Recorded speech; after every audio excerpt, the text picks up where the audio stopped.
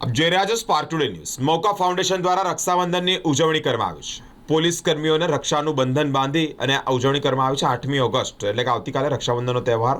તે પૂર્વે આજે મૌકા ફાઉન્ડેશન દ્વારા વડોદરા શહેરની સુરક્ષા માટે રાત દિવસ ખડે પગે સેવા આપતા પોલીસ જવાનોને રાખડી બાંધી અને તહેવારની ઉજવણી કરવામાં આવી છે। ફતેગંજ, સયાજીગંજ અને વારાછા પોલીસ સ્ટેશનોના ખાતે બહેનો દ્વારા પોલીસ કર્મીઓને રાખડી બાંધી તેમની સેવા, સુરક્ષા, સમર્પણ માટે આભાર પણ વ્યક્ત કરવામાં આવ્યો છે। શહેરની સુરક્ષા માટે કાર્યરત સી ટીમની બહેનોએ પણ રાખડી બાંધી સન્માન તેનું કરવામાં આવ્યું છે। મૌકા ફાઉન્ડેશનના ફાઉન્ડર ઉર્વિશા ઇંગ્લેએ જણાવ્યું છે કે રક્ષાબંધન માત્ર તહેવાર જ નથી, તે વિશ્વાસ, સુરક્ષા અને સ્નેહનું પ્રતીક છે।